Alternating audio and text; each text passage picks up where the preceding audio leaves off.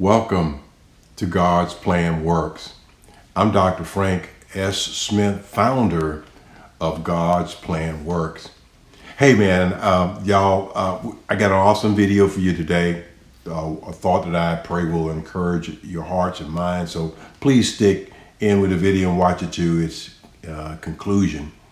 But before we jump into today's video, would you be so kind, as always, consider purchasing my book, Doing the Greater Work.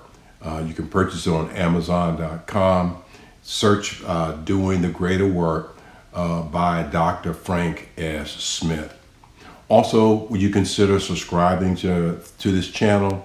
I want to thank those of you who are subscribers. I feel obligated to you to make sure to bring encouraging words on a weekly basis. Also, give me a thumbs up and ring the bell so you can be alerted of upcoming videos that we will post.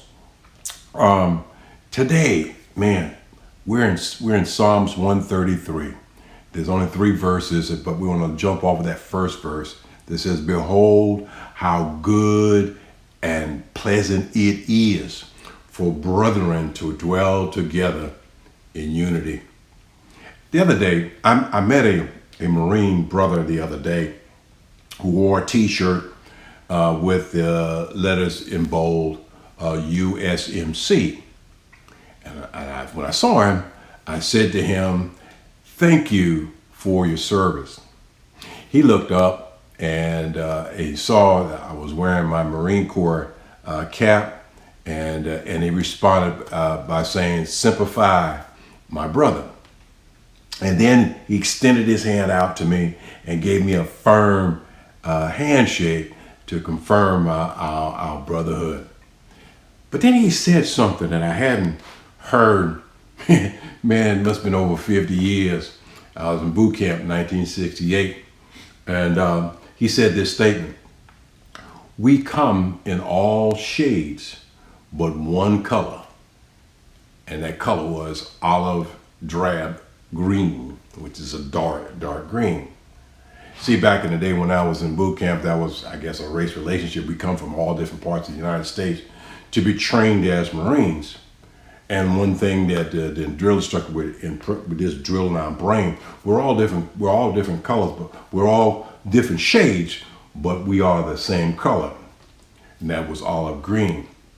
And I was young, 18, and said, "Man, I'm brown, I ain't green." But the concept was that we are being trained to become United States Marines, and division and divisiveness cannot function. We have to have one mind, one focus on the mission.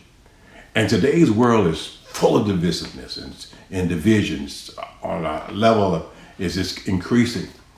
But I want to speak in terms of being a follower of Christ. See,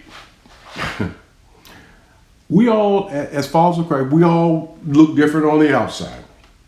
However, our essence is the same. Yeah, let me say that. Our essence is the same. What do you mean by that? We are spirit. That is, we are sentient beings. That is, inside this clay house, we house the breath of God. God breathed into us, and we became living souls. So as followers of Christ, when you read the Bible, and I want you to read it on your own, don't take my word for it. Read it on your own. Read the New Testament. Followers of Christ are described as neither male or female, neither as Jew or Gentile, neither as bond or slave or free. And in fact, it doesn't even describe us in a color. There's no color. Why? Because the essence of who we are, the real who we are on the inside of this shell, is pure energy. In fact, Jesus put it this way: we are the light of the world. So I'm here today to encourage you about the unity of Jesus' followers, his followers. We come together, the unity of Jesus' followers. See, as followers of Christ, we are one in the body of Christ. In fact, Paul teaches us, and I just want to remind you, in the book of Ephesus, you can find this. He said we got one faith, one baptism, and one Lord. That we are one. So all of this divisiveness does not work in the body of Christ. See, in the past, all of us were divided, separated, and alienated from God. So, and right now, no matter your privilege, your pedigree, your status in this life, as a follower of Jesus Christ, we are one. How do I know that? Because the true follower of Jesus has put on the new man. You know, Paul said, all things are passed away and become all things are new, because we are new creatures in Christ. I want to give you, when I look back on what God has done, I want to talk to you in terms of three perspectives. The first perspective is our past perspective. Yes, we all come from somewhere. Our past perspective. So when you look back over your life, you will discover on the wings of the grace of God, we were brought here. In other words, let me say it again in a different way. On wings of grace, God brought us. We're here by his grace. See, because Paul specifically in the book of Romans says, all have sinned and come short of the glory of God. That's in Romans. And in Ephesians, he reminds us, we once were, Ephesians chapter 2 said, we once were dead in trespasses and sin. So our past, when you look back over your past and see where the Lord has brought you, you know it's grace that has brought you. The second perspective is what I call the right now perspective. See, in the right now perspective, you will realize in his mercy, we move and have our existence. Oh God, let's try to stay on focus. See, if we are born again, we are justified by faith. So when you think about the right now, you are alive. If you're listening to this video, watching me on whatever platform, whatever device you have, you are alive, present tense. And what the reality is, it is God that brought us thus far. The third perspective is what I call a forward perspective, and that is in unity. We're moving forward in unity. See, because the reality is this: in grace and mercy must we continue looking forward. In grace and in mercy, we must continue looking forward. In other words, what are you looking forward to? We're looking forward to his return, or to Christ coming back again. We're looking forward for the sound of his trumpet. You know, Paul talks about the dead in Christ shall rise, and those who yet are alive shall be caught up and changed in a moment, twinkling of an eye. But while we are looking and while we are listening, here's what we must do.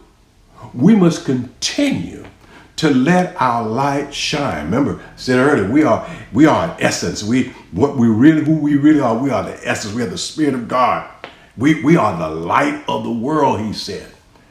Not only that, we must walk and live by the faith of the Son of God. How did Jesus do it? We are copying, emulating him. How do we live in this life? We live in this life together. See, together, we must continue to seek the lost and lead them to a saving knowledge of Jesus Christ. Notice what I said. I said, together, we must do this. We have to do this together. We're not looking outside. We're looking on the inside. And therefore, we have the same Father, the same Son, the same Holy Spirit. And one of the prophets said this. He asked a question, and I ask of you to consider. How can we walk together except we agree? You got to know who you are in Christ and stand on that. And this Psalms 133, I look at it, those three short, powerful verses. show us the beauty of unity. How good and how pleasant it is for brothers to work together in unity. That's conclusive, sisters as well, inclusive. And then it gives us, verse 2 and 3, what that looks like. And I'm just going to highlight the key things. The key thing, 1, verse 2, it's like precious oil. Brotherly unity is like precious oil. In other words, it's priceless. It's so valuable that it's priceless. Money can't buy it. That's what unity looks like. But then he said in verse 3, it said that brotherly unity is like dew. Oh man, you in the morning, it didn't rain, but when you look at the ground is moist. It's moist and wet, sprinkled with the morning dew.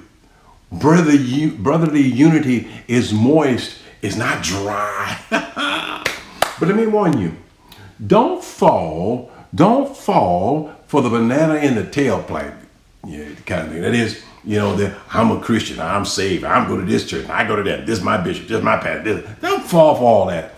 In other words, watch what they do. Anybody talking about they'll follow Christ, they believe in Christ, and that's great. But watch what they do. Here's what I mean by that, and I'll conclude and let you go. John said this. He asked this question: how can you say you love God whom you have not seen and hate your brother who you do see?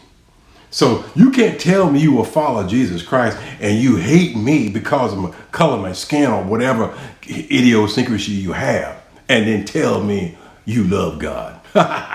Hey, let me quit before I get too happy here. Hey, remember to subscribe to our channel, please, and give me a thumbs up and ring that bell to let us, not only let us know how we're doing, thumbs up, but to be alerted of future coming videos when you ring that bell. So, as always, hey, until next video, look, child of God, may God bless you and keep you. May the Lord shine or show his favor upon you. That is, with his continued grace and mercy in your life. Finally, may God grant you his peace. Always remind you, Shirley Caesar had that song, and it's true about peace. He said the world didn't give it, and the world cannot take it away. So I want you to know there's beauty in brotherly unity. Let us not allow the divisiveness of the world, whose priority and focus is all material, is all temporary. Our calling is for the eternal. We are eternal beings. We have been empowered and endowed with the breath and the Spirit of God. We are born of the Spirit, and therefore we must walk in the Spirit, and in the newness of life. That's who you are. So anybody that's talking this game, but they're living something other than what Jesus did, they're not followers of Christ. Don't touch Smith didn't say that. That's the word. Hey, see you on our next video, and I pray you'll be blessed by this encouragement word. God bless you.